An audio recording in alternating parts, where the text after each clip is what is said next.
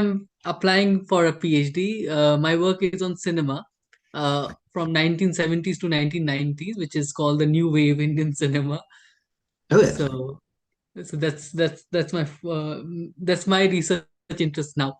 It started with the communist movement in India, the Bolshevik conspiracy case in India, but now shifted entirely to cinema. Oh, fantastic. Well, no, that sounds like an exciting thing to be doing. Great. Thank you so much, sir. So we are live on YouTube.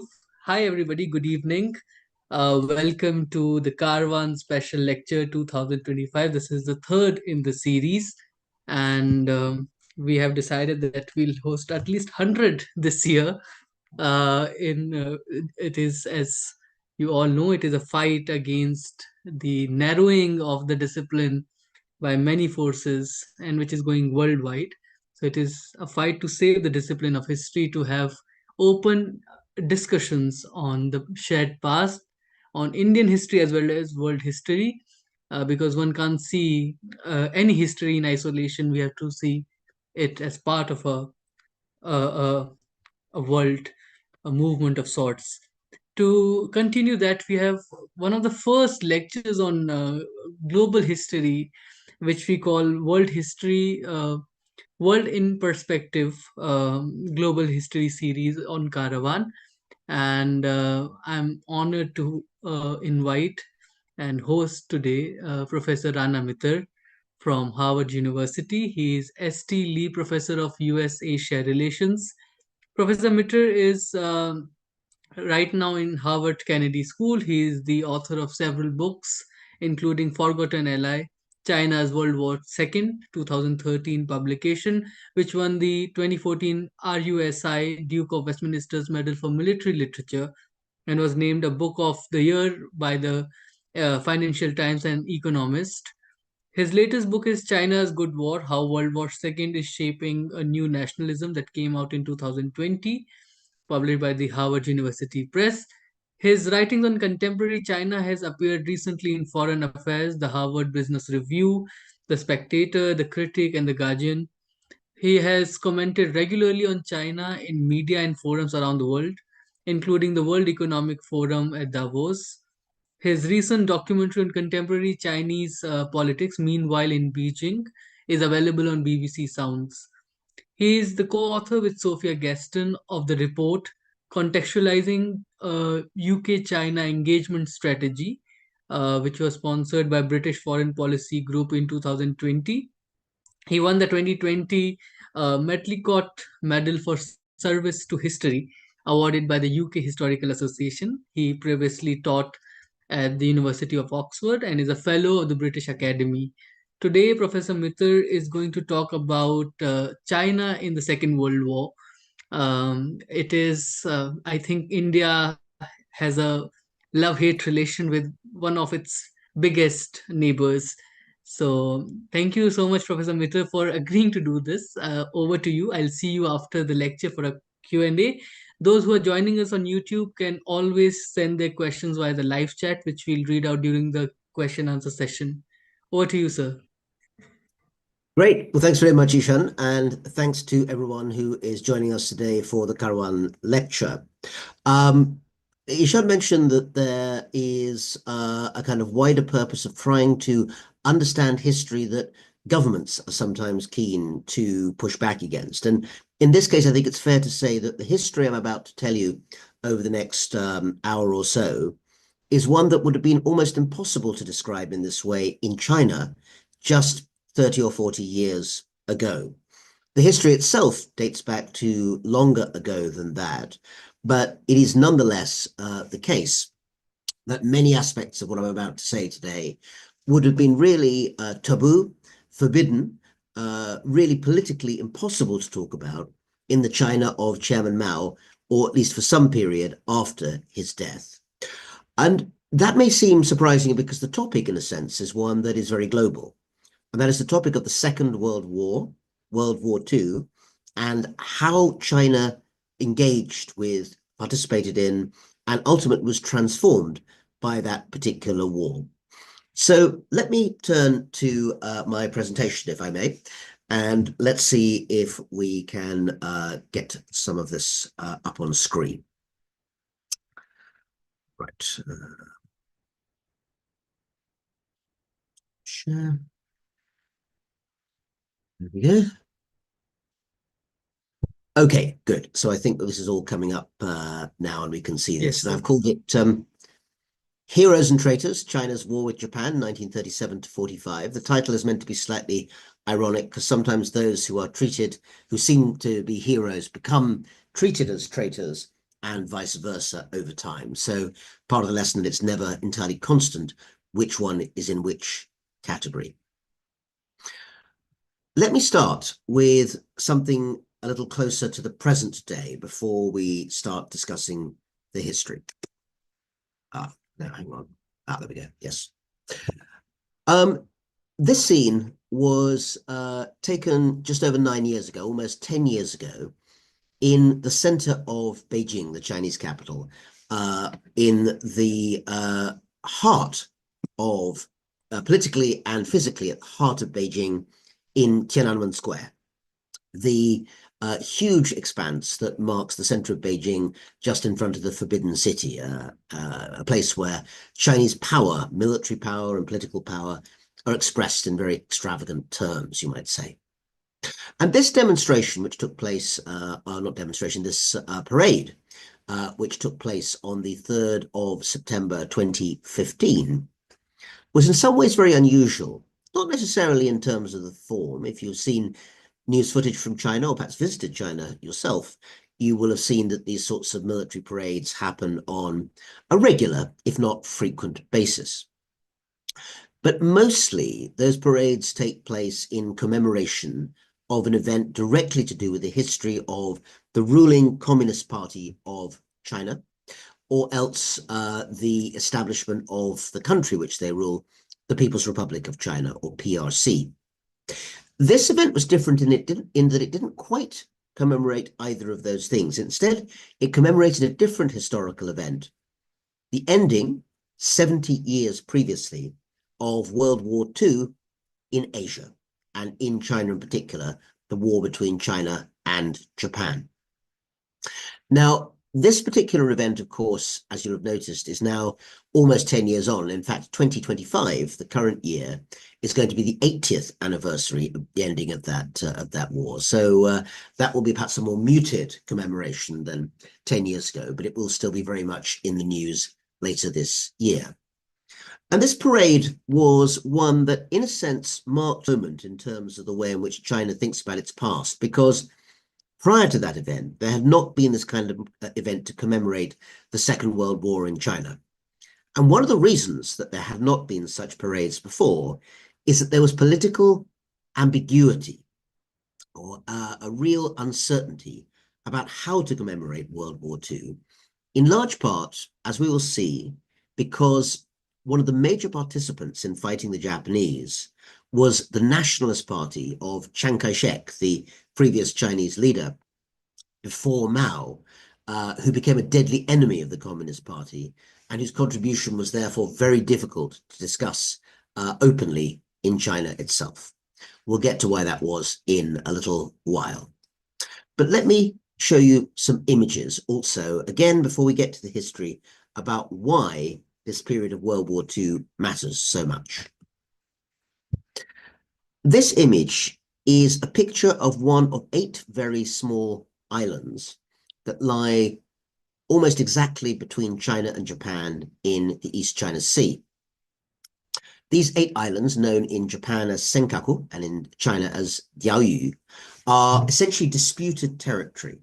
China claims them, and Japan currently controls them and claims them as well.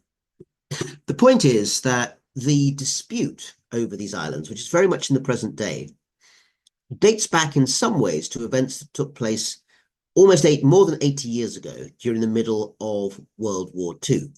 China claims sovereignty over these islands today under the terms of something called the Cairo Declaration. That's Cairo as in the capital of Egypt. And it's called the Cairo Declaration because, to show you one more image, of this event here, which took place in 1943. And don't worry if this is getting confusing. I'll tie these threads together in just a moment. But it's just to show you.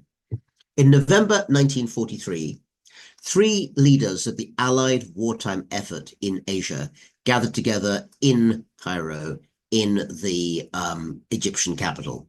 You'll see in the middle there images of President Franklin D. Roosevelt of the United States and of Winston Churchill, the British Prime Minister.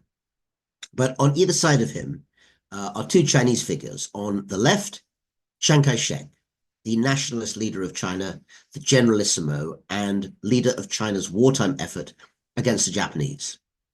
And on the right-hand side, his wife, Song Mei-ling, Madame Chiang Kai-shek, a very significant figure in her own right in the Chinese politics of the time.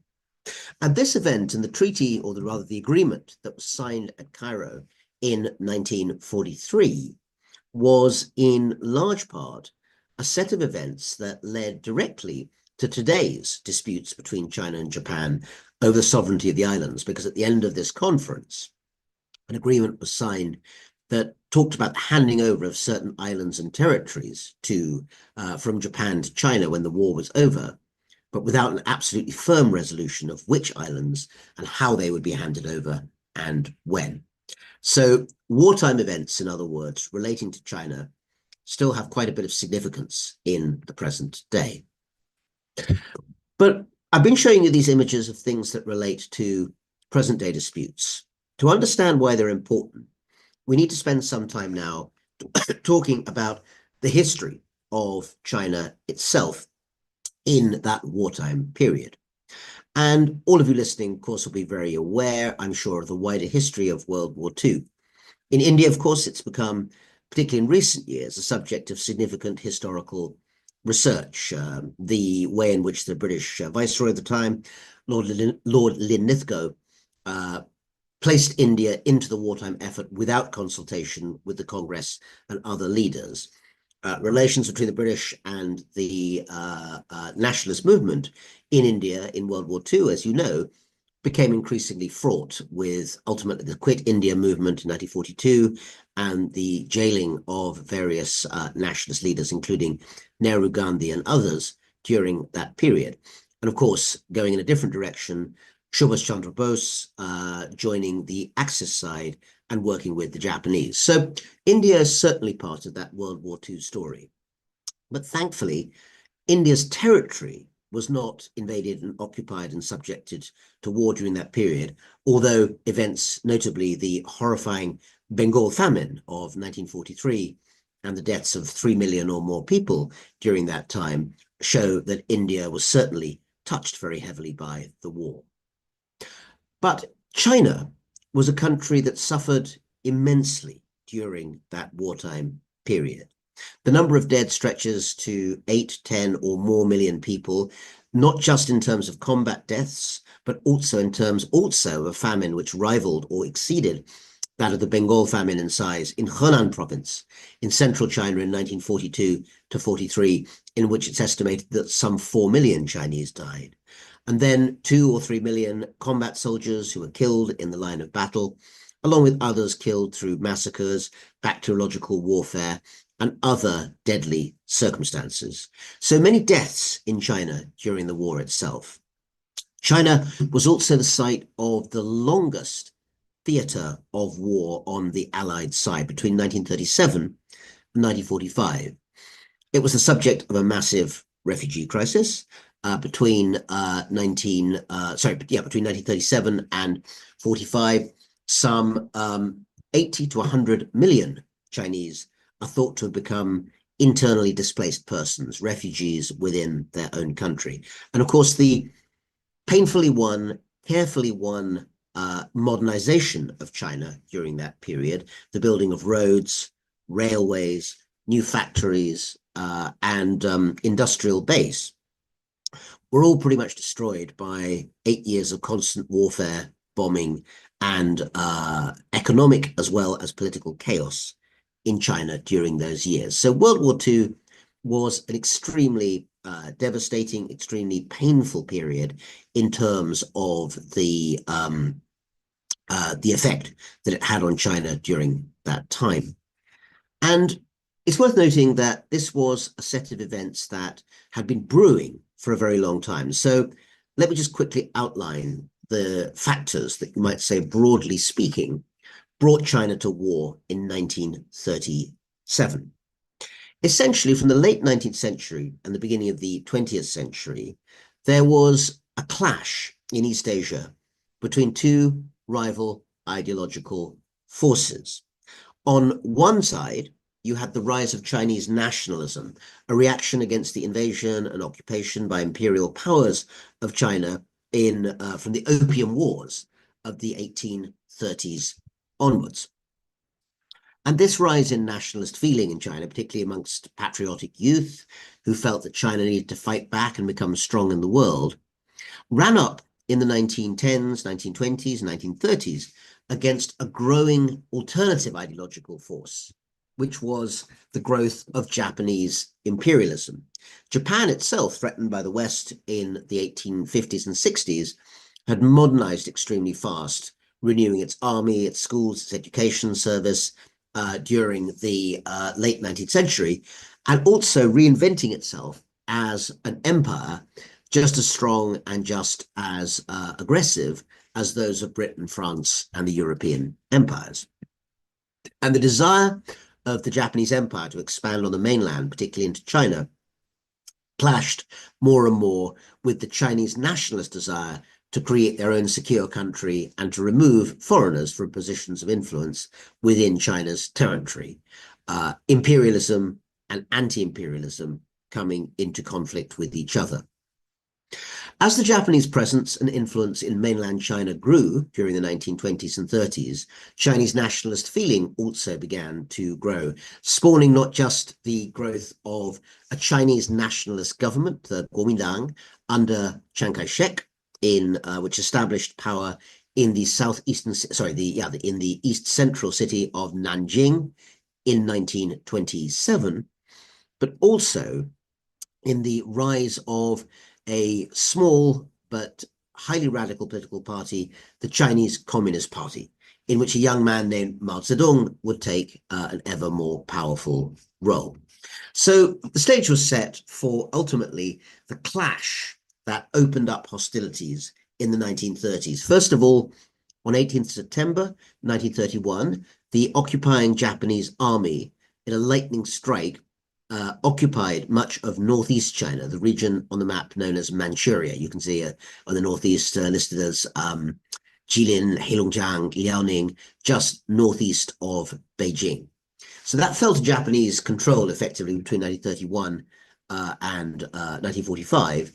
But all-out war between the Japanese and the Chinese sides did not really begin until 7th of July 1937, when a clash just outside Beijing, which again you can see there on the map in the sort of northeast part of China, quite clearly labelled. A clash at a little village called Wanping, just outside Beijing, between a Chinese and Japanese set of troops, quickly ballooned into all-out warfare between the two sides. Chiang Kai-shek, the Chinese leader, refused to bow to Japanese demands for concessions in the aftermath of that clash between their forces, and the Japanese side decided to double down and use the opportunity to expand their presence even further from the northeast and north of China into central China and southern China and beyond, to increase their control of the Chinese mainland. So the clash of these two possibilities led to the declaration of all-out war, really by, not declaration, but certainly establishment of all-out war by 1937, 38, which would last all the way to the end of the Second World War in 1945. Very quickly, the nationalist government of Chiang Kai-shek, which was based in the eastern city of Nanjing, knew that it would have to retreat to the interior. It knew it could not defend eastern China, and until it could bring in foreign allies, would have to be fighting for its own survival. And therefore, the Chinese nationalists moved from the temporary capital, from the capital that they had established in the city of Nanjing in east central China. They temporarily moved 800 miles up the Yangtze River to the southwestern city of Chongqing, known in the West at the time as Chungking, but Chongqing is the more accurate Chinese pronunciation, and that would be the temporary wartime capital of China under the nationalist government for the next 8 years. And it's some of that history of the resistance of China's capital at Chongqing that we'll talk about a little bit more during the course of this lecture. So let me move this ahead. So first of all, being in wartime China during this period was an extremely dangerous experience. Chongqing had been chosen as a wartime capital because it was and is very difficult to approach by water or by, it's difficult to attack by land. It sits in the far interior of southwest China. It is accessible by river. Two great rivers, the Yangtze and the Jialing, come together at Chongqing. And it's a city that's built on cliffs. So again, it's hard to assault upwards to capture it. But of course, the middle of the 20th century, the 1920s and 30s, saw the rise of a new and very dangerous and savage form of warfare, aerial bombardment. And one of the things that we see at this time is that in actually one of the first incidences, along with the Spanish Civil War, of civilians being bombed, Chongqing was repeatedly subjected to bombing by the Japanese forces, by the Japanese Air Force, trying to bring the city into submission between 1938 and 1941 in particular.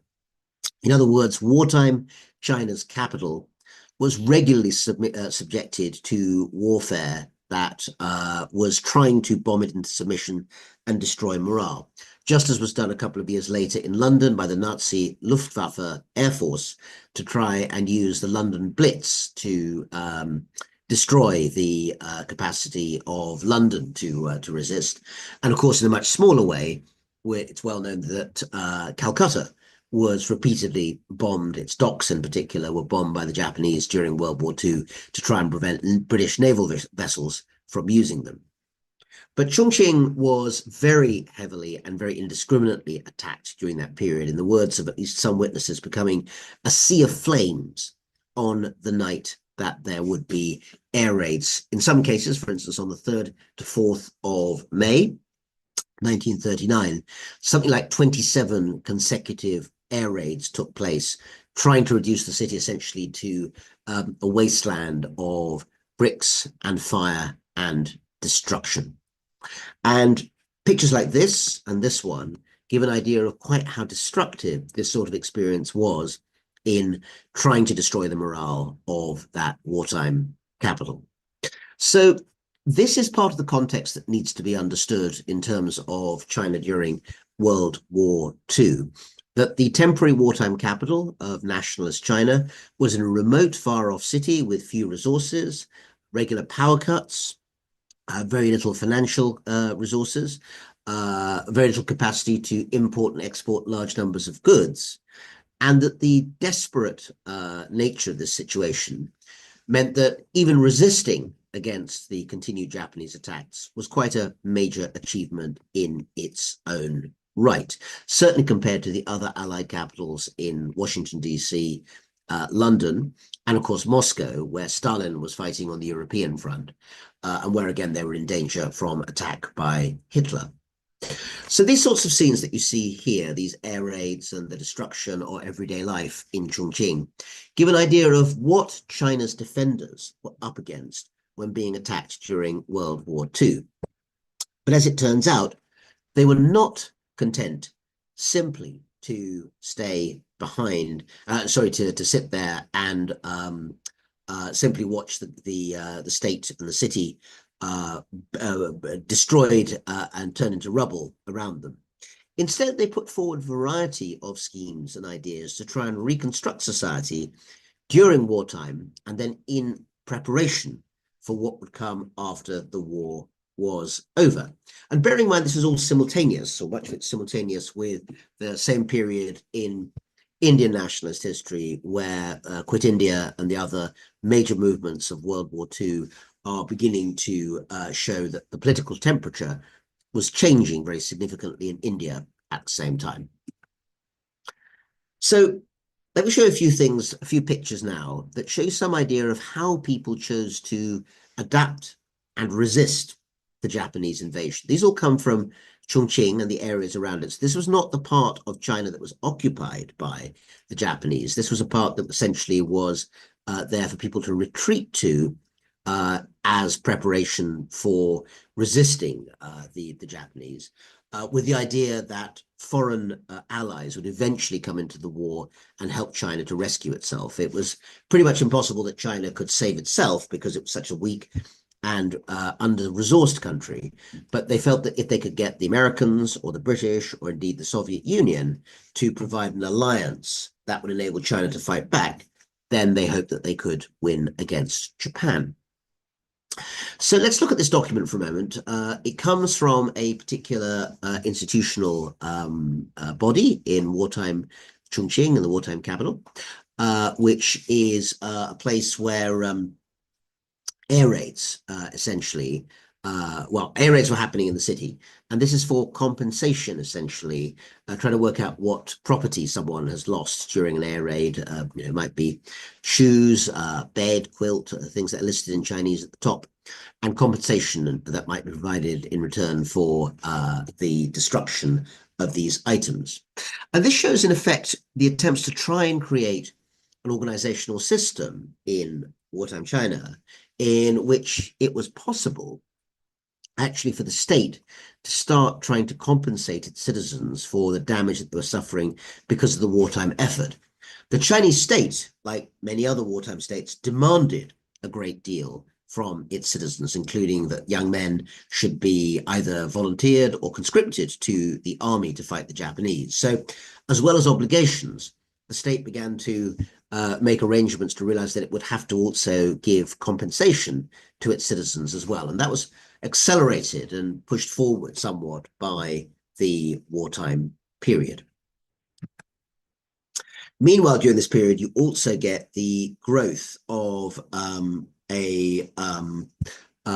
attempts to try and create a new kind of political and social environment for wartime China. So here you have young women, refugees, who are working spinning cotton.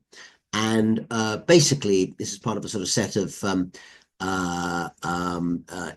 of light industrial projects built to employ refugees. You can see a little caption actually in Chinese talks about these being for refugees who flee to the interior of China and need work, need an income, need something to keep them going during the long period that the war occupied their home territories.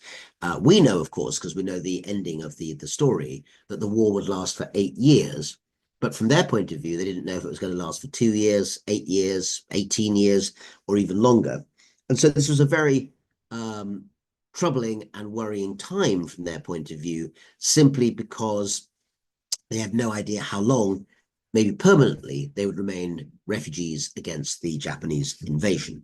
So these sorts of work projects and job creation projects were very important in trying to raise morale. And also in the case of women here, for instance, and younger women, make sure that all of society was potentially provided for rather than just the young men in the army. Another example here of a demonstration or a kind of political move that, in a sense, gave some sort of sense of nationalist pride and pushback against the invasion. So here, young women marching through Chongqing with these flames, essentially an act of defiance to push back and show the kind of nationalist spirit of China, even in the face of occupation. And this is taking place in the center of Chongqing itself. Here we have pictures of young men, conscripts to the nationalist armies, being sent off to the front. This isn't taken in Chongqing itself, which was not on the railway at that time, but an illustration of the wider way in which troops could be sent off in trains to head off to the front, fighting the Japanese. And here we have an example of even the youngest members of society being given this responsibility to help to push forward and increase the sense of community and of opposition to the Japanese invasion. So drills here for obviously quite young boys, young children, as part of that pushback against Japan. So that particular story is one of resistance, but also of trying to rebuild society during the wartime years. And I've deliberately shown you these images rather than perhaps the ones that tend to be better known, which are the way in which the Chinese communists up in northeast China began to develop their own type of radical society. But as is, I hope, well known, the Communist Party, increasingly under the control of Mao Zedong, began to create its own social revolution in the countryside and would set itself up for an eventual revolutionary war after the war with Japan was open, when it would eventually win control of the entire country in 1949. So the communists were also preparing themselves ready for ultimately a battle for control of the country. But let me take you back for a second to the map just to show you what happens next. So it's worth noting in a kind of overall sense what actually happened in terms of changes during World War II. So the pictures I've just shown you of the wartime capital of Chongqing, which again you can see sits in the sort of south-central part of the map of China there, technically in the southwest, that this was the situation that continued to go on, deteriorating over time up to 1945. But overall, China's war effort went in phases during this period. So essentially from 1937 to 41, China felt that it was fighting essentially alone, although there was a certain amount of limited financial assistance from the British and certain amount of limited aerial air force assistance from the Soviet Union. Really, China had to rely on its own resources, nationalist and communist troops in particular, to hold back the Japanese invasion because they could hardly defeat it. And by about mid-1938, early 1939, you have a broad division of the country into three. The southwest was under the control of the nationalist Chiang Kai-shek Kuomintang government.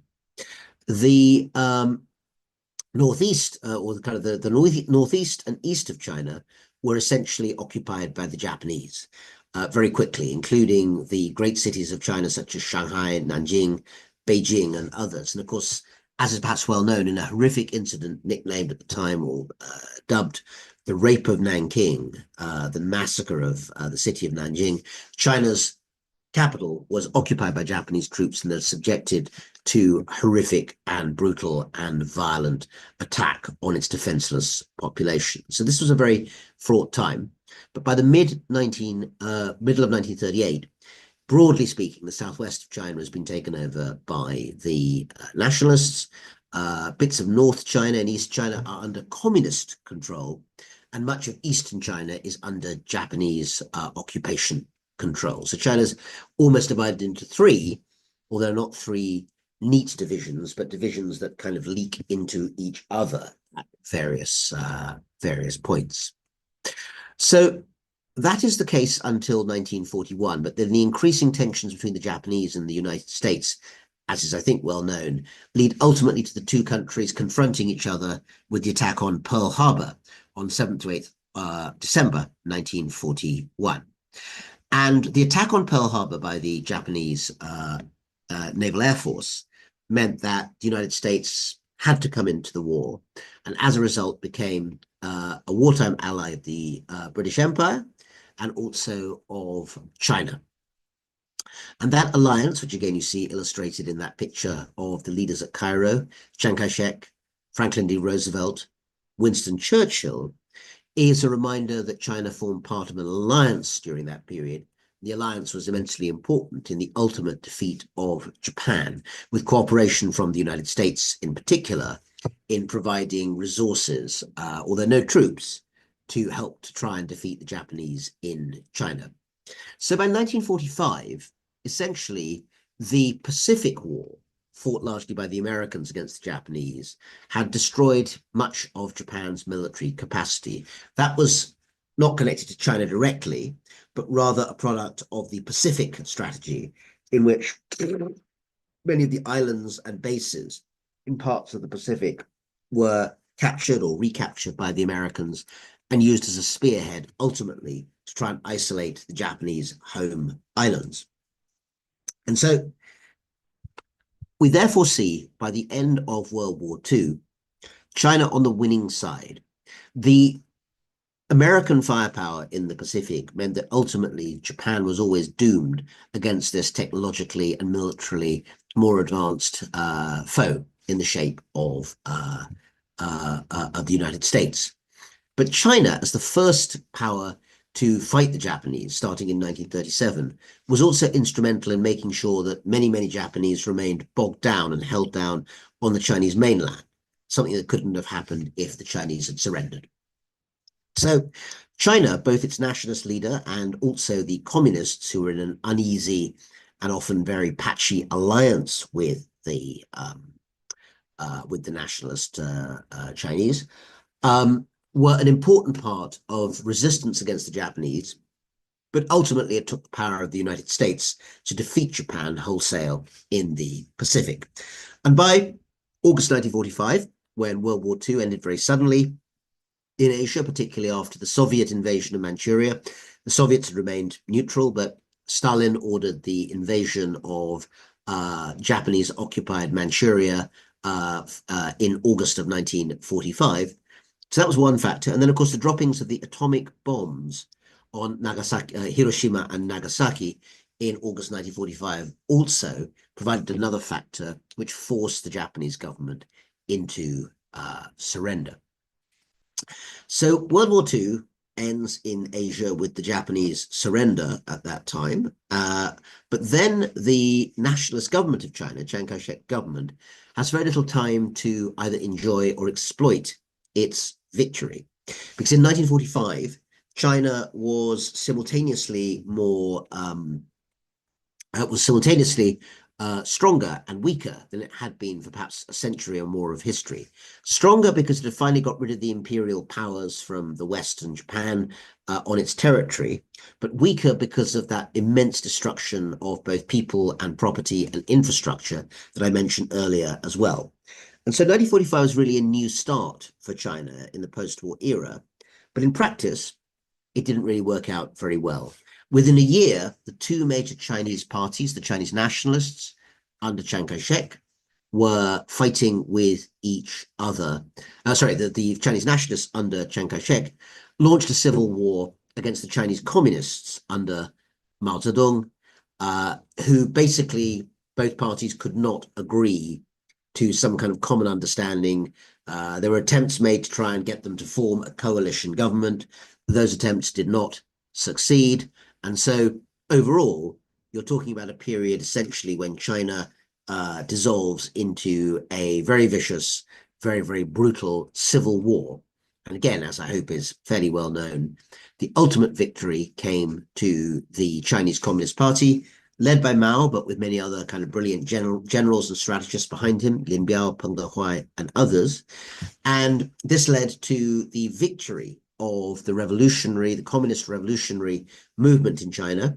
They established their own state, the People's Republic of China, on 1st of October 1949. And the old Kuomintang nationalist regime fled on the east side of the map across the water to the island of Taiwan, where over 2 million nationalist soldiers, politicians, merchants, and others decided to leave the Chinese mainland, thinking it was too dangerous, fleeing to Taiwan, and in many cases, certainly the case of Chiang Kai-shek, never actually managing to come back to the mainland ever again. So that's a very broad outline of a wartime history, which again I've written about in my book, China's War with Japan. Gives the history of this period in much more detail, and obviously in a short lecture, I'm not going to be able to go into all the details, but many fascinating things happened during that period. The rise of the Chinese Communist Party, particularly in the countryside of China during the war years. The short but fascinating period when Japan ruled large parts of China, and the collaborators who worked with the Japanese became very powerful, at least in some cases, or somewhat powerful during the war years, and then reviled as traitors in the years that followed. So all of those and more are wider trends, wider pathways, some of them taken, some of them not taken, that mark China during the period of World War II. Let's move on now for the last part of the lecture to a discussion of how that legacy of the wartime period then became reflected back into Chinese politics. And here we have a picture of Chairman Mao Zedong, at his height of political power during the Cultural Revolution in China in the 1960s and 70s. For those who don't know, between 1966 and 66 and 76, China was subjected by Mao to a revolutionary program called the Cultural Revolution, which involved younger people rising up and attacking and assaulting their elders, and essentially creating a kind of inversion of society with the aim of trying to, through violence and renewal, create a new, more revolutionary society. It was a horrific period when something like 2 million Chinese probably died either directly from being attacked through the violence of the Cultural Revolution, or choosing to take their own lives or other drastic actions because society appeared to be falling apart very rapidly. And I mention this because it's an example of how during his period in power, 1949 to 76, Mao turned over and over again to highly violent revolution by the Communist Party as a way of understanding how his state should evolve. Relatively speaking, the Chinese Communist Party under Mao did not talk very much about the collective victory won against the Japanese just a few years earlier in 1945. And the reason for that, in a sense, was fairly simple, which was that if they had had to discuss why China ended up being one of the Allied victors in World War II, then they would have to acknowledge the role of Chiang Kai-shek's nationalists, in other words, the Kuomintang party that had fled across the water to Taiwan, still waiting there in the 1950s and 60s, with perhaps the aim of retaking the mainland. And Mao's Communist Party had absolutely no desire to give any kind of credit to the to the Nationalist Party, arguing that they were simply traitors who had rightly been defeated in the mainland and had to flee to a small island. And that made any wide discussion of the wartime period much, much harder to carry out. But that was during the era of Mao, who died in 1976. And in the years and then decades that followed, there has been a steady and slow but real reorientation of understanding about the meaning of World War II in China and how it can be used politically. Let's look at some examples of what I mean. So here we have front of a book, which is basically a catalogue of an exhibition. It's called 一个人的抗战, One Person, One Man's War of Resistance Against Japan. The war of resistance against Japanese aggression, by the way, is a kind of standard term that's used in China for the Sino-Japanese War, the war between China and Japan during the period 1937 to 45. So war of resistance is a term that you'll hear often used to describe it. And this catalogue is the product of a collector in Sichuan province in southwest China, who collects memorabilia to do with China's effort during World War II, which is all very patriotic. But the thing that makes it in some senses quite unusual, it seemed unusual, is that many of the artifacts, most of the artifacts collected, are reminiscent, commemorative, not of the Chinese Communist Party, which the official propaganda has always said was the only important player in defeating the Japanese, but rather memorabilia around the now forgotten and despised Nationalist Party of China, the Kuomintang. And this particular exhibit, the set of exhibits talked about in this sort of catalogue and discussion in the book, is symbolic of a wider set of changes that started in the 1980s and is still going on today in a different form. And that is moving away from the idea that China in World War II was only a place where the communists did any fighting against the Japanese and that the old nationalists essentially refused to take part in the battle. It's now, it's always been known, but it's now been clearly demonstrated, even within China, that that's simply not true. So that's one of the things I meant about having to deal with some tricky history. In other words, these days, it's become more common to acknowledge that actually the Chinese nationalists, along with the communists, did play an important role in wartime China. And there are several reasons for that shift. One is a desire to try and get close to Taiwan and persuade it to unify with the mainland. And one of the ways to do that, they thought, was to try and create some sense of acknowledging the historic contribution that Chiang Kai-shek's nationalists, now on Taiwan, had made towards ultimately winning the war. Other things that changed the equation, both Chiang Kai-shek and Mao Zedong had died in the mid-1970s. Chiang died in 1975, Mao died in 1976. And also another factor, I mentioned the Cultural Revolution, just showing that picture again of Mao in 1966. The Cultural Revolution, as I've said, tore China apart. It was a violent period of polarization and destruction.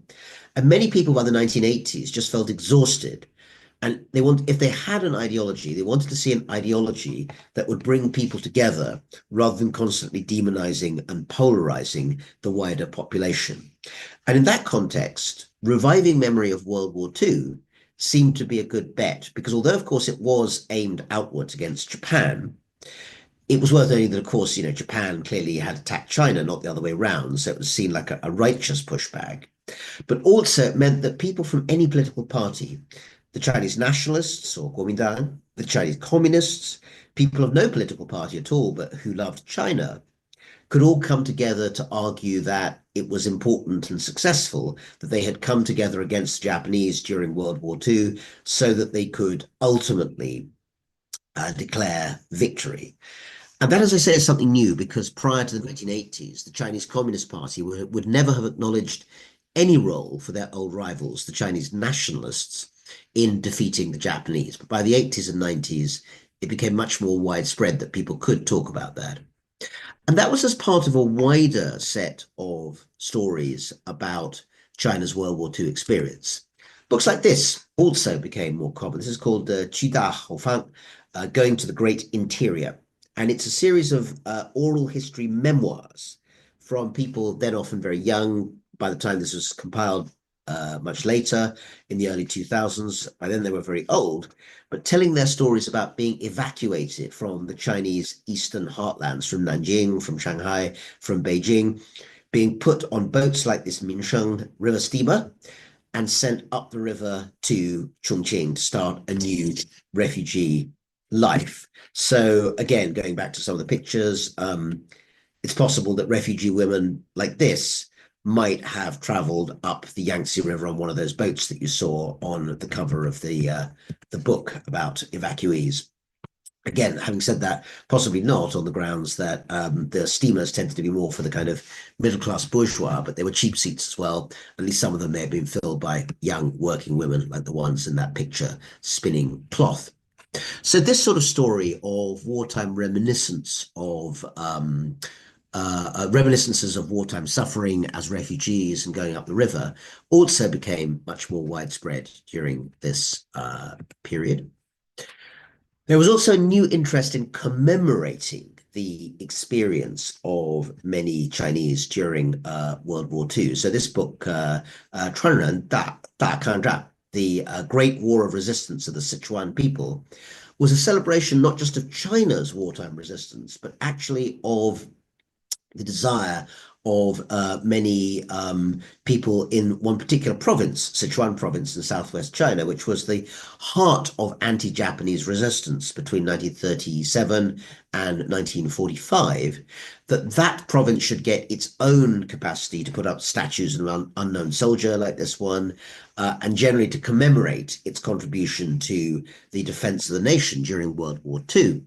And again, one of the reasons this was controversial was that until recently, it became impossible to talk about the fact that Sichuan was a headquarters for resistance against Japan, but it was the headquarters of the Kuomintang nationalist government.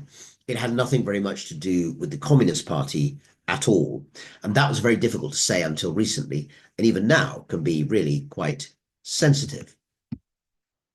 Here's one more example of some of the more contemporary uses of that historical knowledge and revisiting. So this was actually a TV show. This is DVD, but it was shown on TV 20 years ago on the 60th anniversary, 2005, of the end of World War II in Asia. And it's called 抗战陪都, Temporary Capital During the War of Resistance. And it's a reference to Chongqing, the city that I mentioned where the nationalists went into interior exile during the wartime years. And the symbolism on this DVD box, of course, of the show is real, because what it suggests, to read the images for you, is that there were not just three great Allied wartime capitals during World War II, there were four. In other words, London, see they're symbolized by Houses of Parliament, Moscow, symbolized by the Red Square clock, the United States, symbolized by the Capitol building with its dome, and then fourth and forgotten almost entirely, except in China, Chongqing, where this anti-Japanese memorial monument was established, was set up in the center of Chongqing as early as 1944. Since then, a rather different monument has been put in its place called the Jinianbei, the Liberation Monument, which is more a commemoration of World War II, a commemoration of the Communist Party coming to power in China. But nonetheless, this was symbolic of that wider sense that Chongqing had a wartime capital role that it was proud of and wanted to compete with the other Allied capitals, which this image, I think, shows rather neatly. I've only scratched the surface, in a sense, I think, of something around the way in which China's World War II unfolded. And here's a quick picture of the book that I wrote about this subject, China's War with Japan, The Struggle for Survival, which is really a history, a kind of comprehensive history of those wartime years, and a reminder of how destructive, how wide-ranging the wartime experience was for the Chinese. I've just scratched the surface, as I say, with a little description of some of what was happening in terms of the social history of the wartime period.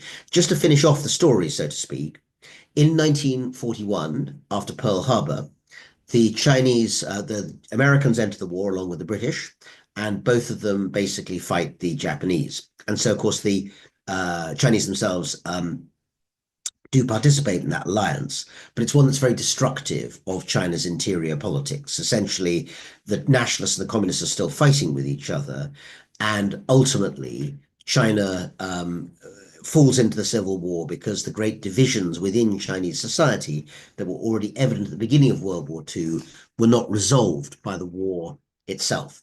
In other words, when victory was declared in August of 1945, this was by no means the end of China's continued wars. And as well as a civil war, 1946 to 49, China would also take part under Mao in the Korean War of 1950 to 53, before finally coming to a period that was a little bit like rest, at least before the Cultural Revolution.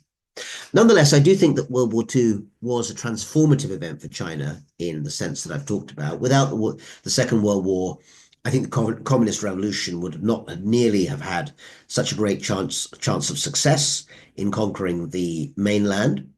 It also marked the beginning of what you might call China's global presence, China's achievement of a seat as one of the permanent 5 members of the UN Security Council, United Nations Security Council, in large part happened because of China's war effort, and the UN seat was a reward essentially given by President Roosevelt in his discussions of how the post-war might be settled.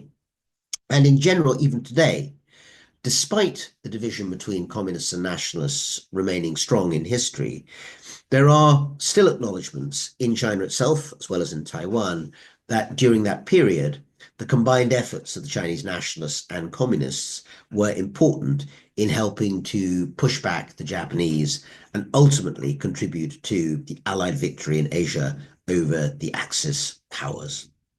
So, Ishan, I think I've said quite a lot there. Why don't we stop the share at this point and very happy to open up to questions from you or audience here today. Thank you very much. Thank you so much, Professor Mitter, for this brilliant overview of a very important moment in modern world history, not just for China, but for other countries, including India in certain tangential manner. But I think the first point, which you also mentioned in the book, is about Chinese modernity and how this war provided a break point for China's modernity. Can you talk about the displacement of the local elites that we kind of you touched upon, and the refugee crisis that shaped post-war governance and society in China? I think that's right, Ishan. As in many societies that went through World War II, and India, of course, would be in that category as well, the shocks and the trauma caused by the experience of total warfare forced real thinking in terms of the way in which the state related to its people, and that aspect of modernity was a very important element of that shift. So I've given one example briefly. Let me try and go into it a little more detail.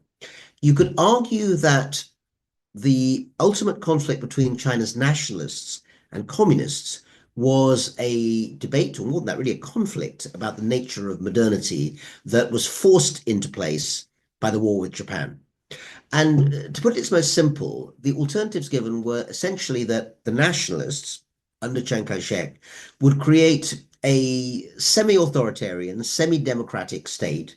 The idea was there'd be a post-war constitution, which was actually passed in 1947, a little like India's constitution. But unlike India's constitution, it didn't last because, of course, it was overthrown by the communists. But the aim was to create a slowly and steadily increasing partially democratic system with also a wider system of national welfare. There was a lot of discussion of healthcare services and of the overall duties that the state owed to the citizens, as well as the duties that the citizens, of course, owed to the state in terms of serving in the army, for instance. So that was the sort of establishment of what you might call an authoritarian, partly democratizing, non-communist state. And that was the model that the nationalists would have used if they had won the Civil War and stayed in power in the 1950s and 60s and 70s on the Chinese mainland.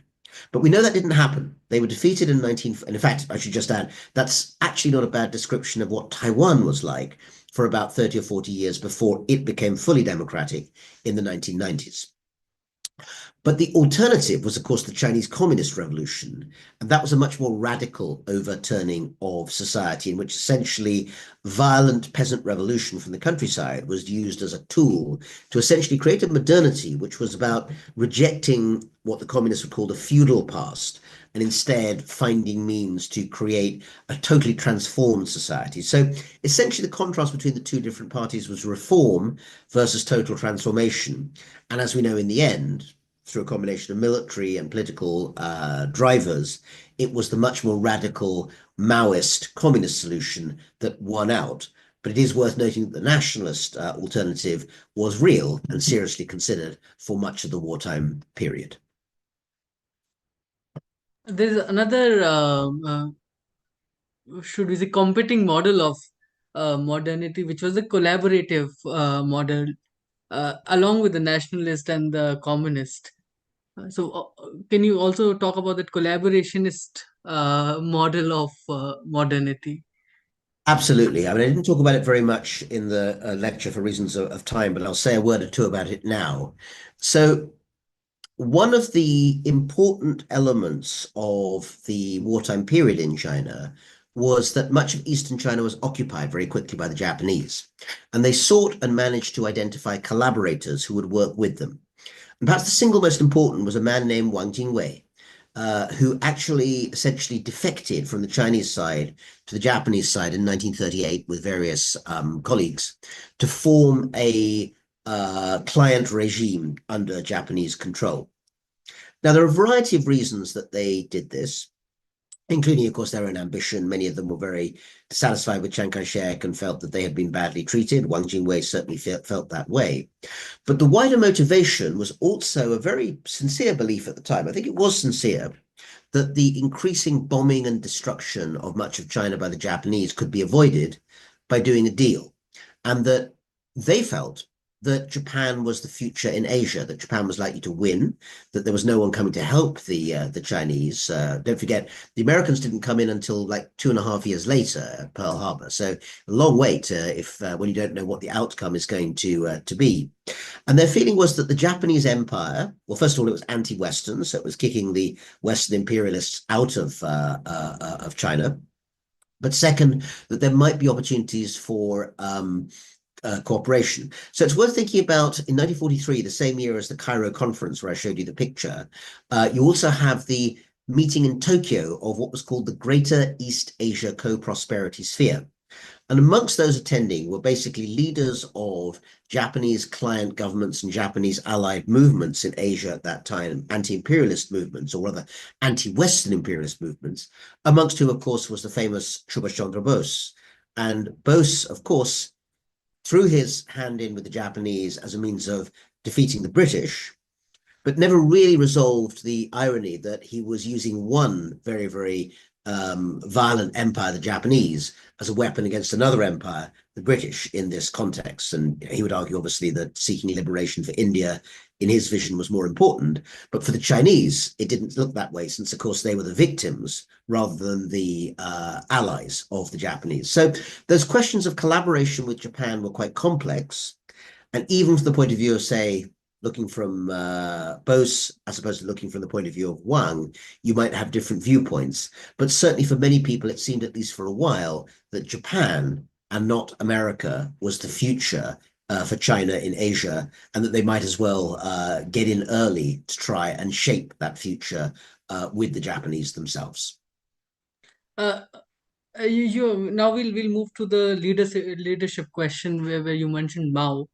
But in 1938, there was another leader, Chiang Kai-shek, if I am Yeah, Chiang pronouncing, Kai-shek, yeah.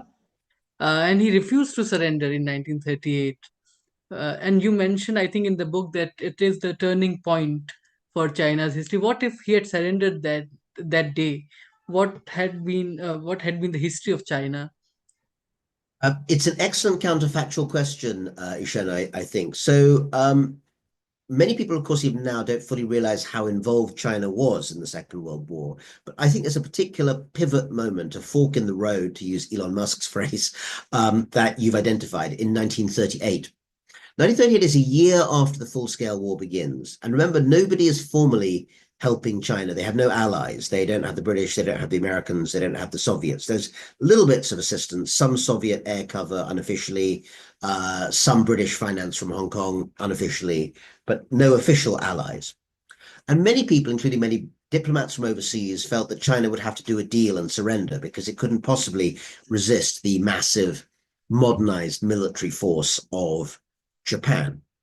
And even, under the surface, there were some negotiations that seemed to be happening to try and bring about that outcome. But in the end, Chiang Kai-shek, a little like Winston Churchill in Britain a little later, decided that he just would not surrender. He refused to, under his rule, allow China simply to become a Japanese puppet state. And as it turned out, it was very, very rough and very difficult, but hanging on for 2 or 3 years, eventually the Americans did come in through Pearl Harbor, as did the British, and ultimately the Japanese, of course, were defeated. But just think about what the alternative might have been for a moment. If, as many people suggested, was logical, Chiang Kai-shek or a successor, Wang Jingwei, say, had done a deal with the Japanese for control of all of China, that would have meant that China very quickly had become a sort of Japanese colony, in a sense, or at least a kind of client state, a bit like Vichy France. That means that essentially most Western power would have been removed very quickly, I think, from China. China would have been at least technically at peace, or there probably would have been insurgencies from the communists or others. But it also meant that what eventually happened in World War II, which is the combination of the European war against Hitler and the Asian war against Japan, would have been far less likely to combine in that form, because if China hadn't stayed fighting, it wouldn't have led to the escalation that ultimately led to the oil sanctions that Franklin D. Roosevelt placed on Japan, and ultimately the Japanese decision to try and make a lightning strike to push back first at Pearl Harbor. So that moment, actually, in terms of the ultimate resolution of World War II, of Chiang Kai-shek and the nationalist Chinese and the communists as well, continuing to resist was actually a very important turning point. It's just not very often acknowledged by the outside world as being a turning point because few people know that history outside China. And if we have to take another look at this and think of the structural factors that kind of led to the survival and the resistance, but we put a lot of emphasis on the leaders. How do you see those factors attributing to the success or the survival of China during the war? I think the leaders are very important. I mean, we've mentioned in sort of different contexts the three, well, three men and one woman, I'd say, who are worth thinking about. The three men point to three different pathways. Chiang Kai-shek, leader of China, who wants to create a sort of nationalist state after the war is over. Mao Zedong becomes the supreme leader of the Communist Party and the communist movement in China during the war and wants to lead a massive social revolution, which of course eventually he does. Wang Jiwei, we've mentioned, the man who wanted to throw in his lot with Japan and thought Japan would win, creating a sort of modernized China under Japanese sponsorship. And I briefly mentioned Sun Meiling, the woman who appeared in that picture at Cairo sitting next to Winston Churchill. And she is worth mentioning in her own right because she was able to be the voice of China to the outside world. Chiang Kai-shek did not speak English. Sun Meiling was educated at Wellesley College, not far from where I am in Boston, in the US, and spoke fluent English. So she was sent out to talk to the Congress, to talk to President Roosevelt, to talk to a whole variety of people in the American sphere in particular, who were happy to talk to a fluent English-speaking female leader in a way that they would have found it much less easy to talk to a monolingual Chinese. And so I think her role in keeping the Chinese war effort going needs to be seen, if not equal, at least as very significant in the context of Chiang Kai-shek. So those figures, those leaders, those personalities, Eshan, they matter. Uh, so, do you think that this memory of the World War II has been used in domestic politics in China? Well, like we also have in India, we like to bring the memories of the good war to support domestic politics. Yes, one of the things that is notable is that in the last 25, 30 years or so, there's been much more attention in mainland China to the contributions even of the nationalist leaders, Chiang Kai-shek in particular, because it helps to create a wider sense of national unity, not just in terms of pushing the Taiwan issue, in other words, that maybe praising those who actually had to flee to Taiwan in 1949 and saying they did play a role in defeating the Japanese might bring about a little bit more of a shared dialogue, but also in the wider sense that a kind of patriotic history that people can share has become increasingly important in a society which actually is suffering from consumer fatigue, the inability of the economy, which currently isn't doing very well in China, to kind of generate new growth, and a language that actually says that things have been worse in the past. You may think it's bad now, but actually during World War II, there was austerity, there was destruction, there was violence, there was death. And your grandparents and your great grandparents managed to survive that. So today's generation should be more grateful for what they have. All sorts of things can be drawn from lessons of World War II. The same is true, actually, many other societies in Britain, in France, in the United States, in that World War II was such a broad experience and people draw different things from it. But in China, certainly the use of the Second World War as a way of talking about creating national unity still has a great deal of significance when they want to create a patriotic, more nationalist narrative. We have three questions from the audience. Then I'll ask my question that I have for you. This is by Arceus. His question is: how did China fall so far behind during the century of humiliation? Yeah, so this is referring to the period from the mid 19th century up to the mid 20th century when China essentially was a power that had to take what was done to it by the outside world rather than controlling its own destiny. There are a lot of reasons that China fell into that position, but I think broadly speaking, you can argue that it was a combination of external pressure from the imperial powers and internal disintegration. So externally, After the defeat of Napoleon in Europe in 1815, the British and indeed the French turned their attention outwards to creating a wider empire. As is well known, they'd already got an Indian empire and they began to expand that quite considerably, the British in particular, but also the French in Southeast Asia, Indochina, and other areas too. These became parts of a wider imperial expansion of Europe in Asia. And as a result, China got caught up in that whole kind of push for imperial power, not like India in terms of ever being formally colonized, but essentially having to see trade rights and the capacity for products like opium to be sold through into Chinese territory without even against the wishes of the Chinese government. So no longer in control of its own destiny. So that was done in part because the British and the French had, industrialized warships, were part of a kind of global imperial trading network that wanted ever more products, both to buy and to sell, and the kind of increasing pressure of global capitalism in the context of empire. But on the flip side, the other side, the Chinese state was beginning to fall apart in various ways. The Qing dynasty was, for instance, was continually racked by rebellions, such as the Taiping Rebellion of the 1850s and 60s, where religious rebels basically rose up against the government. And although they were eventually defeated, it was at a high price because the central government in Beijing had to allow local provincial warlords to create armies of their own to defeat the Taiping rebels. But once those armies were created, they didn't go away. They just continued to grow larger and eventually undermined the central government, leading to the fall of the last emperor in 1911, 1912. So internal disintegration combined with external imperial pressure is the simplest way, I think, to understand why China falls low during what you have mentioned is known even today as the 百年国耻, the century of humiliation of China. Another question is by Vidya. Her question is, do you think if people like Sun Yat-sen had prevailed longer, the national movements would have taken different ideals? Um, It's an interesting question. So Sun Yat-sen, as the great sort of Chinese nationalist leader, he actually ended up as president of China, but only for about 6 weeks at the beginning of 1912 and never managed to regain power. He died of cancer in 1925, relatively early, and Chiang Kai-shek became leader after him. Would it have made a difference if he'd stayed? Well, it might have done.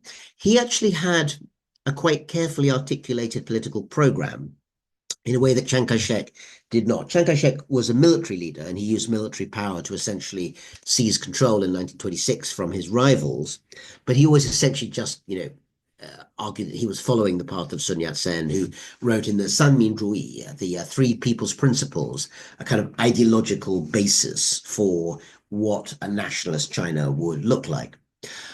I think that, I mean, again, it's hard to speculate, but I'd say that if Sun Yat-sen had managed to stay in power and lived longer, and China had been more peaceful, and these are three if, then I think that he probably would have implemented, because we know from his writings, a big program of infrastructure that would have looked quite similar to the sort of things that China was doing in the 1970s, 80s, and more recently with the famous Belt and Road Initiative.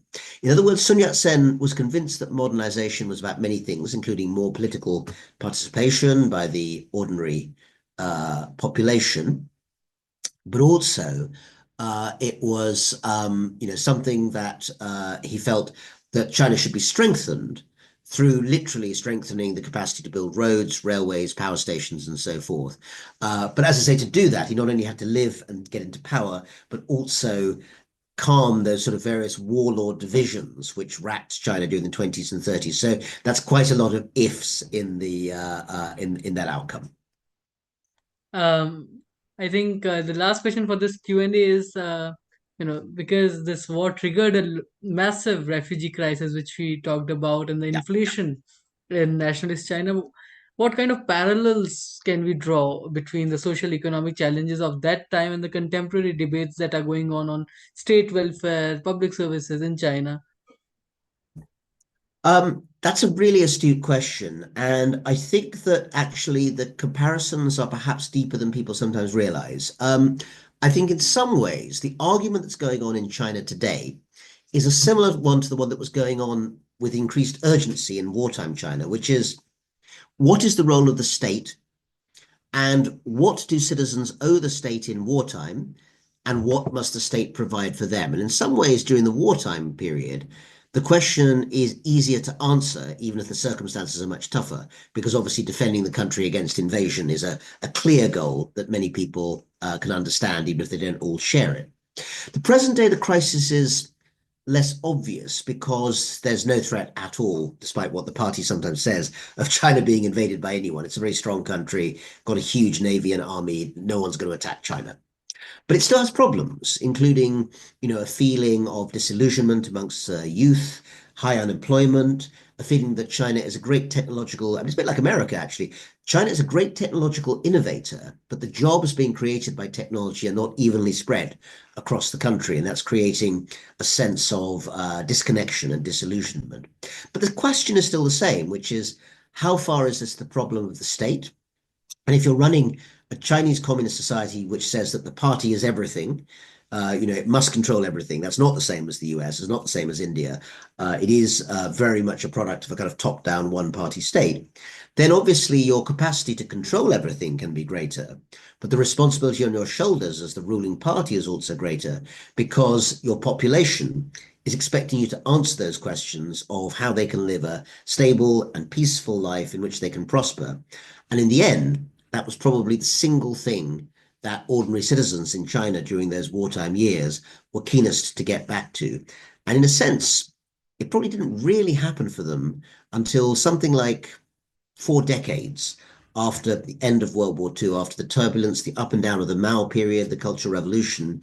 Really only during the reform era when Deng Xiaoping was Chinese leader did you get the establishment of that kind of middle class, consumerist, welfarist state.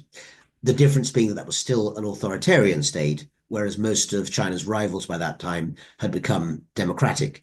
But that is a different story, probably for another day. Thank you so much, Professor Mitter, for this brilliant Q&A and the lecture. In today's lecture, people we discussed a whole range of themes on China in the Second World War. China's resistance against Japanese invasion that started in 37, went up till 45, 46.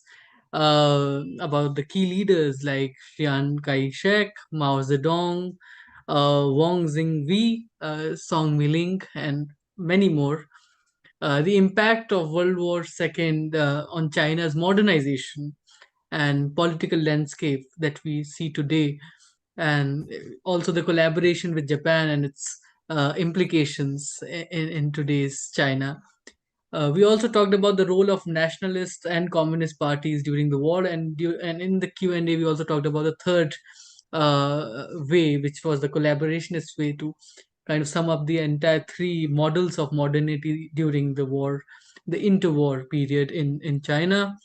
There were Yeah. also discussions on post-war narratives and the Communist Party governance after the war. I wonder what would have happened if nationalists had, succeeded and and China never had a communist this thing government. That would have been a very different kind of a. Though they still call themselves communists, I think we must have a conversation later on how communist is the capitalist looking China today. But that would be an interesting session. But we also talked about the refugee crisis and its effect on Chinese society and the parallels that we can draw from the 1930s to 2025. China's position in global politics after World War II and how it changed dramatically. And Yeah. finally, the most important thing I think that we discuss is the use of memory in contemporary times, the use of World War II memories, as in the popular literature as well as cinema and TV shows. And the discussions on the Chinese politics, I think it was Bo Zealing or the former uh, Porcelai. minister, Yeah. and there was a whole, Porcelai. Yeah. yeah, the corruption issue which happened, and then there was again Sure. the surface of the memories of World War II and I think he represented the place in China, the Chongqing place. So I think it was a very, very important discussion. Thank you so much for that, Professor Mitter, and thank you so much everybody who joined us this evening for the first lecture on global history. I think this is the best beginning to a whole series of lectures where we'll be discussing different regions of the world and their influence on world history. Thank you so much, everybody. As I always say, in the end, that keep reading, keep thinking, keep questioning. That's how you'll keep yourself sane in these insane times. And I forgot to mention that this is, I think, the first time happening on Karwaan that we have a father-son duo on Karwaan as Karwaan speakers. We had Parthometer speaking on nationalist uh, Oh, I didn't art, realize that. art in Okay. art in 1940s, Indian art in 1940s, and now we have Professor Mitter here talking about China. So we are covering two generations of scholarship on Karwaan, and many more to come, hopefully. Thank you so much, everybody. Thank you so much, Professor Mitter. Thanks very much. Indeed. Thank you for everyone joining us today, and hope all goes well for Karwaan in future. And Ishan, you want me to stay to record a couple